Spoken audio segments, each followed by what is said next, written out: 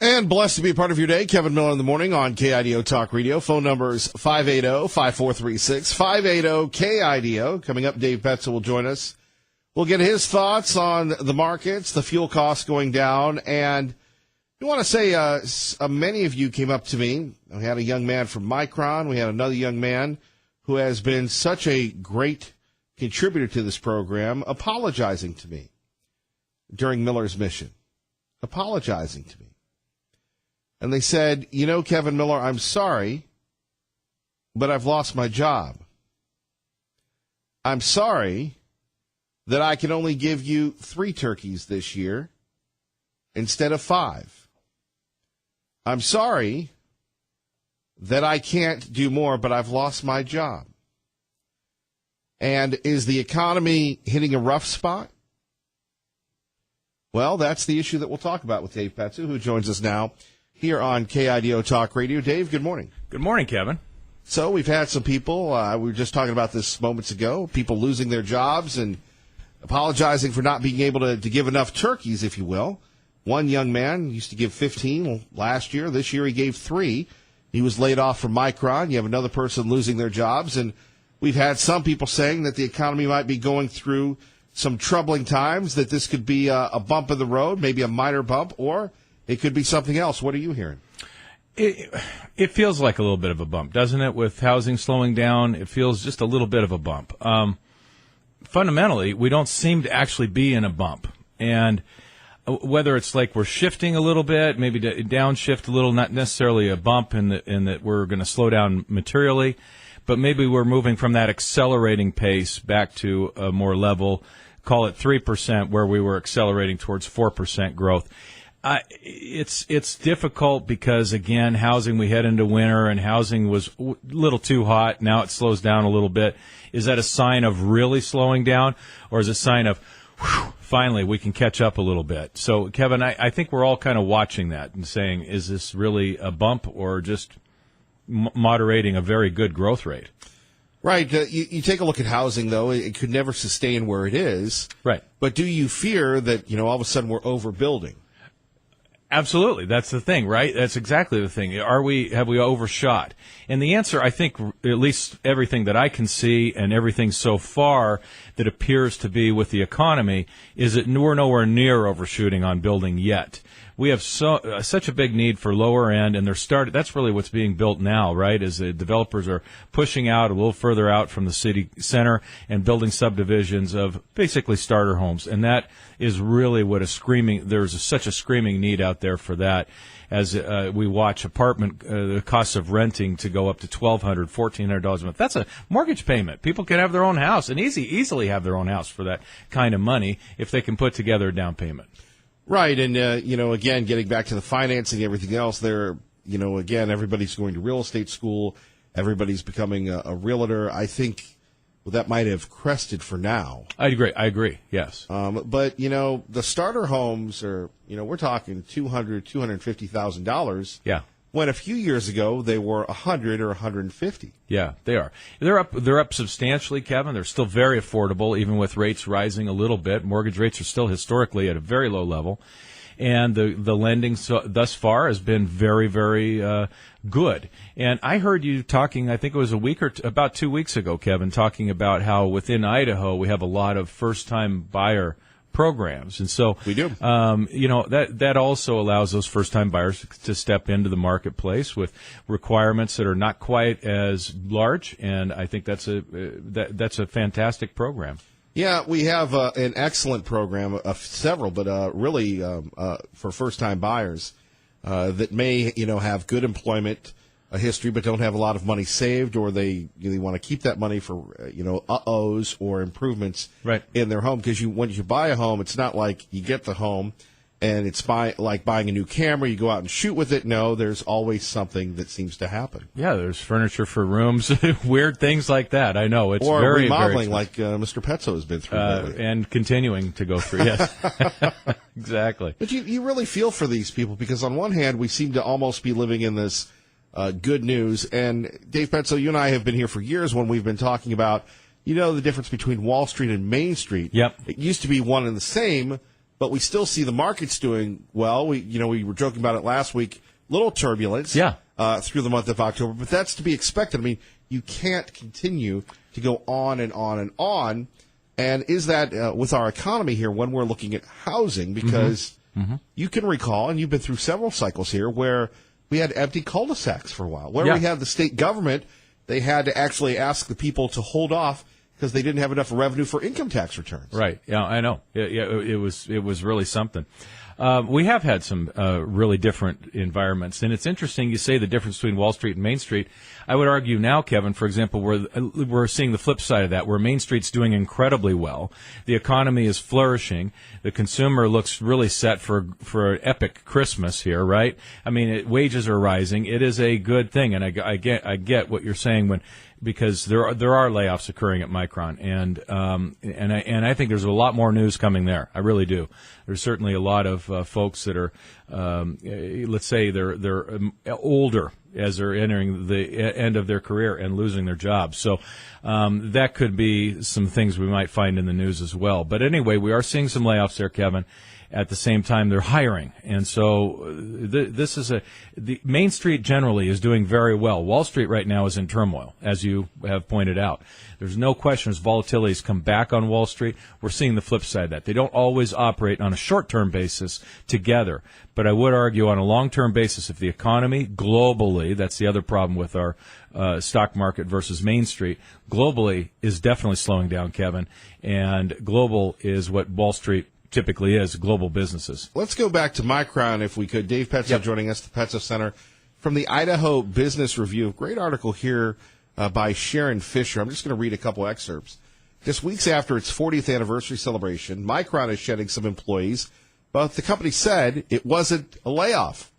A number of people identifying themselves as Micron employees have been posting anonymously in recent days to employee websites such as Glassdoor, the layoff, and Indeed, saying they've been reviewed and presented with a performance improvement plan. They could choose to try to comply with the performance improvement plan within 90 days or take the severance, they say. Such performance measure systems have been known as stacking, ranking bell curve, or ranking yank, depending on how people feel about them. They are considered to have begun with Jack Welch of General Electric, and they have been used by a number of other companies, including the technology industry. Now, here you got this guy, Rick Ritter, lab director for Meridian Incubator New Ventures Lab and former president and CEO of Idaho Tech Connect, says stacked ranking means just getting rid of the dead wood. So we see this going on in Micron. Apparently, you have a lot of loyal employees that have been there forever considered dead wood, according to Mr. Ritter. Yeah. I don't know what's happening out there right now. This is a normal process at most companies to have a few people, let's call it 5% of the workforce on the bottom end, occasionally every 18 months, that they want to come through and basically make sure that they're getting the best of the best, right, that are out there operating. People get lackadaisical in their jobs. We talk about that with school teaching and things like that, where you have certain teachers that aren't doing a great job, and it's difficult to get rid of. That's not true in private business. In real business, you certainly can go through and carve those out, and companies do that, whatever the name of it is, stacking and what have you. There are different ranking services or situations, I'm sure, with different companies. But, Kevin, it is a very common practice and to go through and make sure that you are not allowing a real, what do I want to say, a real lackadaisical environment to be there. They want to get people in there that are working diligently day in and day out. On top of that, you also have new people that they're needing to get in there in those engineering jobs. It's hard to find them. Well, thank you, Dave Petzo, on that one. We'll, again, I'm for the home team, and Kevin, I am too. I'm concerned. I wonder, and on one hand, it's easier to bring in engineers from other countries because you don't have to pay them as much as you do engineers in America. And we hear all the time kids need to go into math, science, and engineering, and yet we're not taking care of our American workers. No. As Bill O'Reilly would say, let me hit you with this philosophically. Yep. For the good of the nation, yep, American companies should have to take care of Americans. Yeah, I would agree with that, and I think that there is. We are not Micron is a global company. I get that, but it's not like we're dragging Americans over to the Singapore facility. We're not. That's not what's going on. So the idea that they can't find any engineers here while they're getting rid of engineers, again, I do completely sympathize with the idea that there are employees that get real comfortable and are not doing the output that they should be doing, and they need to be gotten rid of. I get that. But this idea that we're continuing to go through and we can't find engineers and we're hiring like crazy and we just can't find them, that's what you hear constantly. You can't find them, then why are you laying so many of them off? So I think it's a difficult situation. I'm not there. I'm not making those calls. And so it's real easy to Monday morning quarterback from the outside. But, Kevin, I definitely am concerned about what's going on at Micron. There's nobody from Idaho here in the C-suite. There's nobody. It's all changed over. They're all from Silicon Valley, and that's fine. It was not a problem if they're planning to stay here and grow their base here and put their roots down here. I'm very concerned with what's going on out there as far as the home team. Dave Petzo joining us, and you heard it here first. He's concerned about the home team. Coming up next, should there be restrictions on people that are spending their money in Idaho when it comes to their control of access to public lands?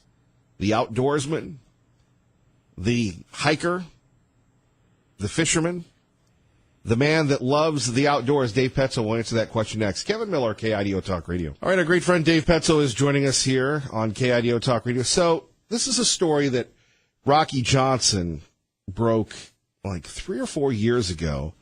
Rocky spending 43 years with the Idaho Statesman. Other people now are picking this up. Channel 7 picking this up. So you've got the Wilkes brothers. The Wilkes brothers are big money folks out of Texas. They own this website called the Daily Signal. Ben Shapiro site, he's a young conservative. In fact, there was rumors that the Wilkes brothers were going to buy the Blaze from Glenn Beck. So they've got a lot of money. So with that money, they've decided to invest in Idaho. Where else would you invest your money? And they're buying a ton of property in the Gem State. They're buying the property here and there and everywhere else. And in buying that property, they've decided to put up some restrictions on people that have to go through that property or these roads that have been used in the past to hunt and fish. Mm-hmm. So people are wondering whether or not there should or could be restrictions on these private folks doing nothing wrong but buying property here in the Gem State. Your thoughts on this? Because, again, people are making this an issue, and big ups to Rocky Johnson, who broke this story, and he and I would go back and forth on this all the time. Concerning it, you've got apparently Road 374, known as Boise Ridge Road, are being blocked and such. And you have people that are hunting and fishing enthusiasts that are very concerned about this. Your thoughts on this? You're a free market guy. Yeah, well, a free market doesn't mean you get to buy property in what has customarily been a road that people have had access to the wilderness area, public areas, public space. We should have right-of-ways. And I just don't think that that's in question. We should have legislation to allow, if there is a customary road. Well, and let me just jump into this story here. For decades, from Channel 7, Idahoans have used FS 374 to get through Boise County to reach their favorite hunting spots to recreate and immerse themselves, blah, blah, blah. Recently, a company called DF Development LLC put up bright orange gates on the road, along with orange paint on trees saying no trespassing. And by the way, and we've had on the scene reports from people that there have been like private security people that don't have any identification running around these areas to enforce it. Right. Are you concerned? I am. A number of things are concerning, of course, is that why do we not have access? Now, I don't have any problem if that is private ground and you, for example, on your private land, sell your land to me, but you used to let people come there and hunt. You didn't care. I do, because now I want a cabin and some, I want to put my own compound there, and I don't want people walking around the woods shooting near my compound. Well, I think I have every right to do that, but what I don't think I have a right to do is this vast wilderness area, and there happens to be a road running right across my property that accesses that we've always accessed before.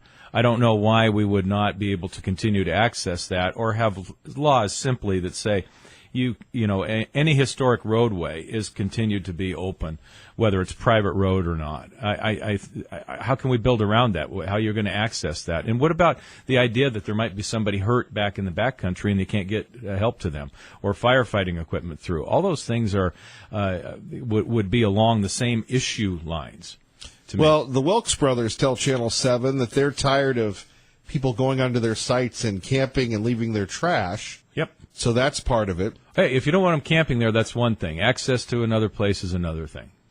After assessing the property, they determined there was a sustainable model in which they could still harvest timber. They said the area had been overlogged, so they kicked out the loggers.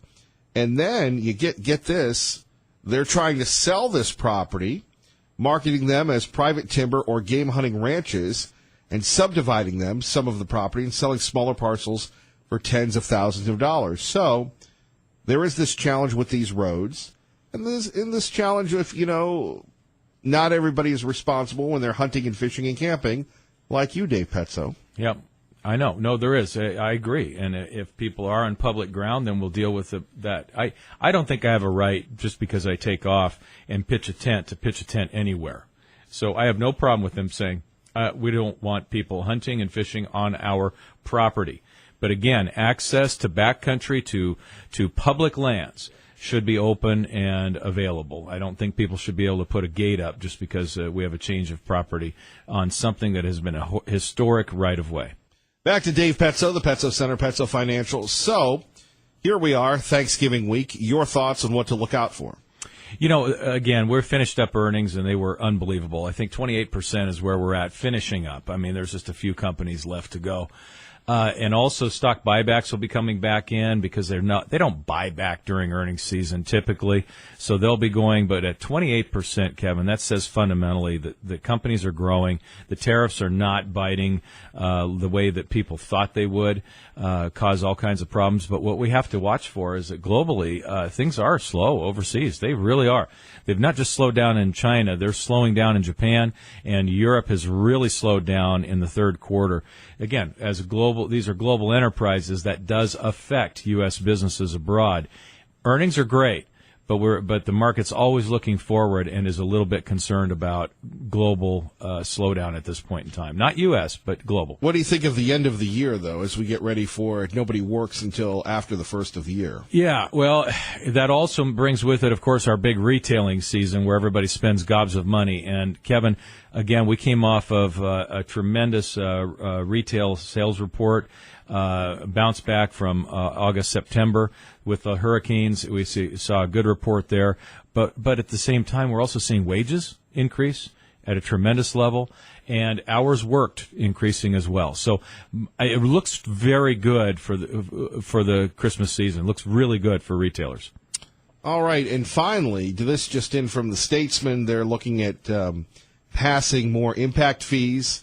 The fees are passed on to buyers, raising the cost of new homes and commercial buildings, including impact fees. In Nampa, proposed increase would add about $5,400 to the cost of a $200,000 home.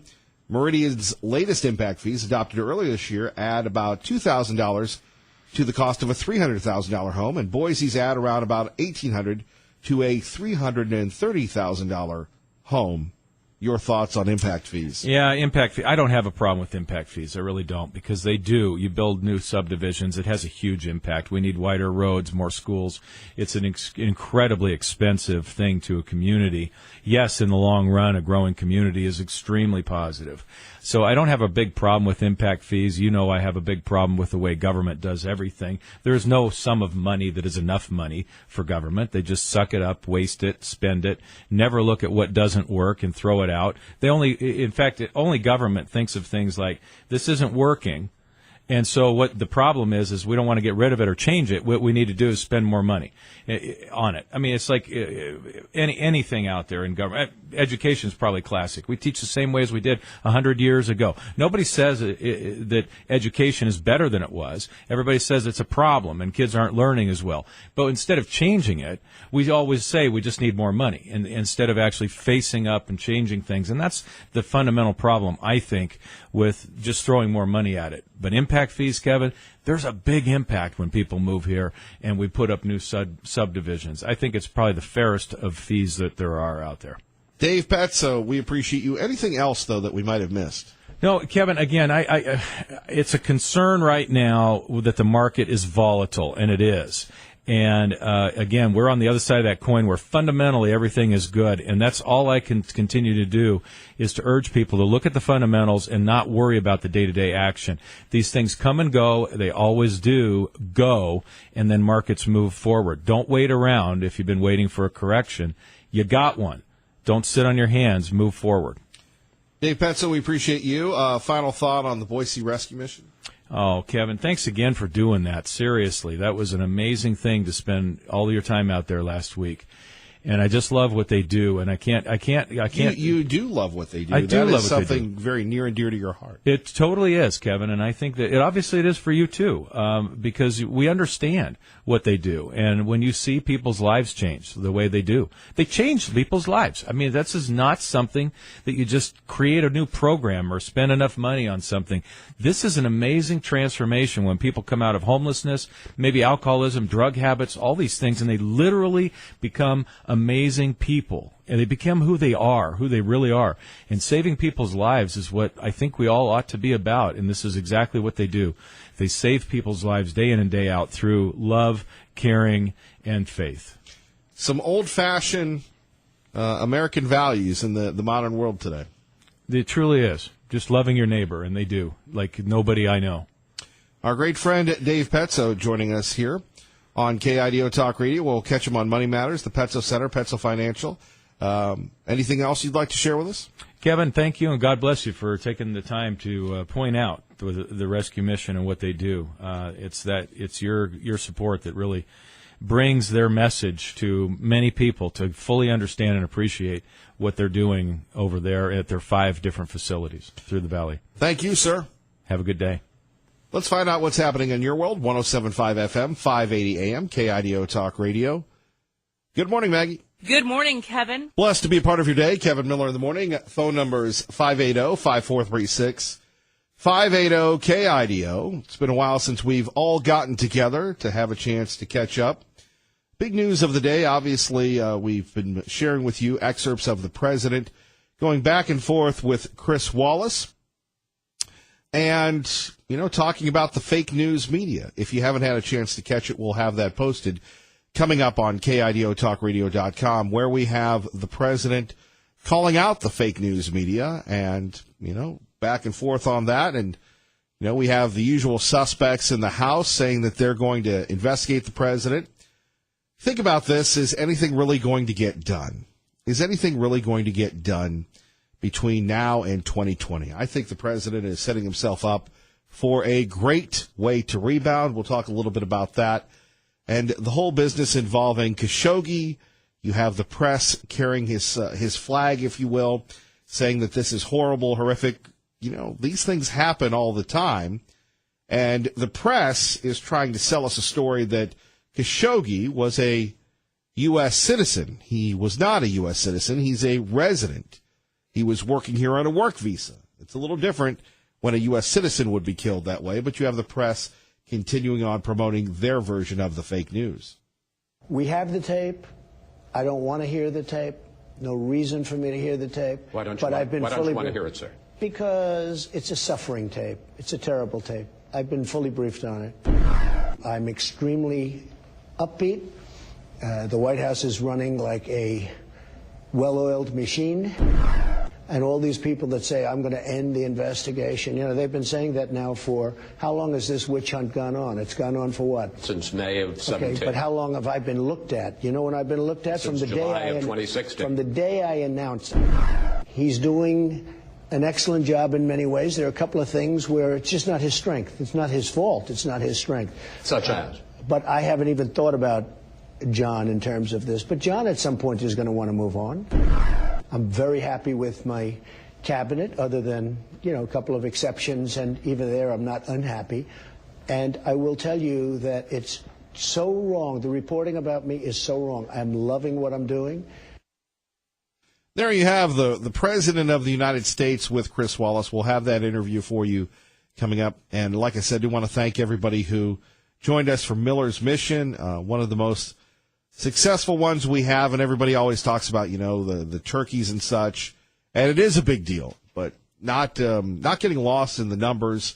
It is the giving that matters. And so many of you had a chance to stop by the Nampa Walmart and thank us. And the thanks all goes to you.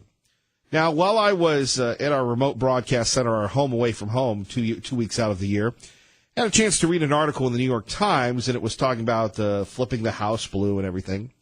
And there was a slight excerpt in it concerning Idaho's gubernatorial race. And I can't help continuing to talk about this because I think it's fascinating when you have three distinctive political figures. You have a conservative congressman, a conservative businessman, and a conservative lieutenant governor all battling it out. And for most of the Idaho political primary, you had Congressman Labrador in the lead. And as we've asked millions of people, it seems, particularly our friend Phil Hardy, where we said, why didn't Donald Trump endorse Congressman Labrador? And you have people saying that Congressman Labrador upset Donald Trump in a way back and forth concerning some of the trade deals and everything else. Yet Congressman Labrador was one of the few members of Congress who, in fact, did endorse and did campaign for Donald Trump. So that should matter for something. So, as the New York Times reports, when you had conservative members of Congress starting to lobby President Trump to endorse Congressman Labrador, which, let's face it, that would have won the election for him. And it would have been interesting to see Paulette Jordan go toe-to-toe with Congressman Labrador. Might have been a little closer. Members of the Brad Little team put together a video. And they sent it to the White House. And in the video you have, as was well documented on this program, you had people listening and hearing Congressman Labrador smack Donald Trump. And apparently, it worked. Let's take a listen to this here at KIDO Talk Radio. We're joined by Congressman Raul Labrador, who has spent the last couple of days campaigning with Ted Cruz. I'm very concerned about Donald Trump being the nominee. There's always overhype, especially when you're talking about Trump. He overhypes everything. He'll overhype his ties. He'll overhype his suits. There's everything that he's going to talk about, he's going to overhype. I think we need to really look at his history. And I think it's interesting that he continues to talk about that apparently every time somebody looks at his history, he threatens to sue them. I just think, is that the kind of person that we want running the United States of America? What's he going to do? Is he going to sue Russia when they don't agree with him? Is he going to sue Iraq when they don't agree with him? Is he going to sue Iran when they don't agree with him? Is he going to sue Mexico when they don't build the wall for him? Mm-hmm. I mean, that's just a ridiculous and a preposterous way to run a campaign. Not happy with the things that Trump has said or done, but unfortunately we have two people that are not great. Every time he loses a state, it's not because of poor organization. It's not because it wasn't a good state for him. It's because somebody cheated him. And he's a big whiner. He doesn't know how to negotiate. He doesn't know how to hire the best people. He doesn't know, he's really not that smart when it comes to the process of becoming the president of the United States. When it comes to actually on the ground organization, he's not very good at those things. And he keeps telling us that he's the best at all of these organizational skills, and he clearly doesn't know how to do it. Not once has he been a gracious loser in any of these races, and I think that's pretty antagonistic. There we have it. There we have it with Congressman Labrador and this video that sunk his campaign. I find it fascinating because he worked so hard for the president, doing his very best to campaign for the president. And if the president could forgive Ted Cruz and others, Why not Congressman Labrador? Liberty Linda joining us now. Kevin Miller, KIDO Talk Radio. Good morning, Liberty Linda. Well, good morning, Kevin. You know, how can Chris Wallace and others talk the way they do with the fraud debacle that went on in Broward County? You know, and thank goodness in Florida and Georgia, they didn't get away with it. You know, the right people won who got the right amount of votes. Well, we assume that they got more votes than what was told to us. And, you know, my sister was absolutely devastated about Arizona, and I was too. And what can we do about it? This goes on before our eyes. And then, you know, Chris Wallace and the others turn it on to something else. They turn it back to our president, who is, I think, the best president since George Washington, doing everything for the American people. How can they do it, Kevin? They can do it very easily because if it leads, it bleeds. Now, your thoughts on just reviving the campaign there for governor, when you hear about this video that came out that went to the president, you just heard it moments ago with Congressman Labrador. Look, he worked for Ted Cruz. He worked for Rand Paul. He was doing what he's supposed to do, which is campaigning. And yet, if we're to believe published reports, that didn't sit well with the president, and that's why he didn't endorse him. Wow. I don't know. You know, I can't believe anything that's going on out there today. You know, we sit back here and listen, and you know, we're sitting here with our mouths open saying, is this really going on? Truth does not seem to be brought out on our television. And we, the American people, can we do anything about this? That's what I want to know. Here we are. There's more people out here that know what's going on, and all we hear is from the reporters that try to give us a different story than truth. And, you know, quite frankly, I'm getting very tired of it. You know, we can see what's going on with this last race. This is we can't let it go on anymore, Kevin. Well, what do you think should be done, if anything? More of the people, I guess, have to talk out, you know, like us. I mean, your show is like the best show.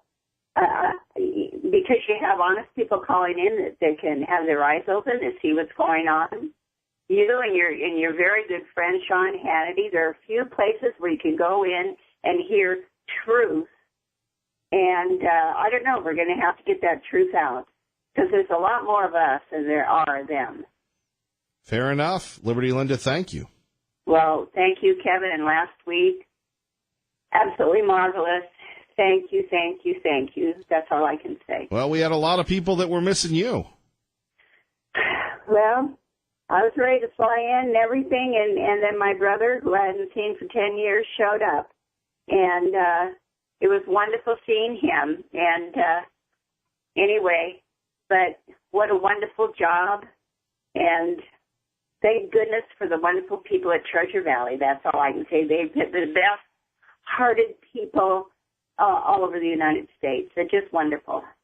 Well, they made a difference, and that's the important thing. I know it. Absolutely wonderful. And we love you, Kevin. We love you, Liberty Linda. You take care of yourself, all right? And you as well, Kevin. Thank you. Bye-bye. 580-5436, 580-KIDO. Coming up next, the president's comeback. You're listening to Kevin Miller, KIDO Talk Radio. Blessed to be a part of your day. Kevin Miller in the morning, KIDO Talk Radio. Thank you very much for your thoughts, for your prayers when it comes to donating for Miller's Mission. You have made a difference every year, twice a year. You make a difference. And I want to thank everybody for coming out and the nice comments and everything else. But it is a reflection of your values. And every day, that's what we're fighting for. Every day, that's why we continue on with our crusade to give you an opportunity to express yourself, to hear the newsmakers, and to react to them locally right here in the Treasure Valley. Our phone numbers, 580-5436, 580-KIDO. There are many things that are going on. To our friends in Ontario, perhaps maybe most of Oregon would like to do the right thing in Eastern Oregon and secede and join the state of Idaho. I'm inviting all our friends in Oregon to join us here in the Gem State. I don't know what type of state it would look like if we annexed all of Eastern Oregon. We don't want the libs. They can have Portland. It would be nice to have the coast, but forget about that. You are not alone in Oregon when you think about the dope coming in, the pot coming in. And to the people of Ontario, I know that you can hear me on 107.5 FM, especially in Ontario.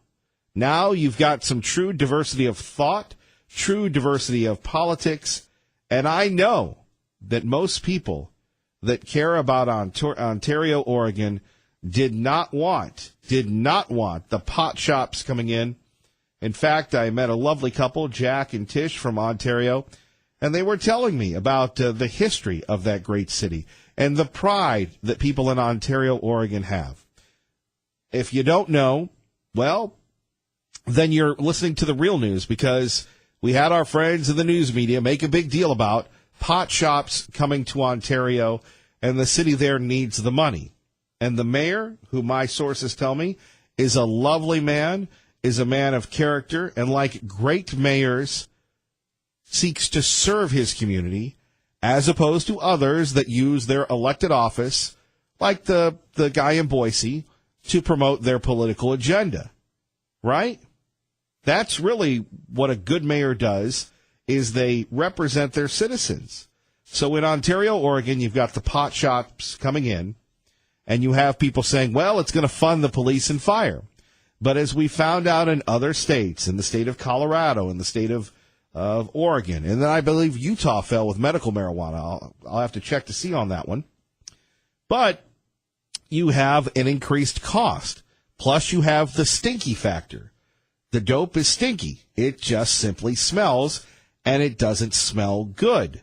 So for the people of Ontario, we are your air cover, if you will. We feel for you that you have to deal with that stuff, and maybe it's time that you take a look at joining the state of Idaho. Now, that hasn't been done in many, many years, and the last people that tried to join another state, it didn't work out well for them, and we wouldn't really want to encourage anarchy. But look, if the state of Oregon does not represent your values, and if the state of Oregon has left you, maybe it's time for you to leave the state of Oregon and come here and to a state that says no to marijuana, that says no to legalizing marijuana, that you're not going to have pot shops in Idaho. And one thing I will say about Governor-elect Brad Little, one thing, and, you know, not that Brad Little cares what I think, but one thing that Brad Little and I are in complete agreement: no marijuana here in Idaho.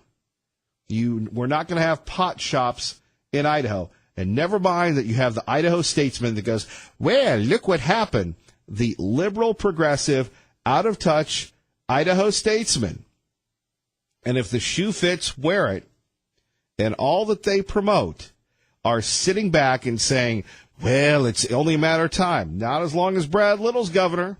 Not as long as we have a conservative, Republican-led legislature. It's not going to happen. And you know what's going to happen? We're going to have more people coming here that are tired of the dope smokers. More on that in a minute. 107.5 FM, 580 AM, KIDO Talk Radio.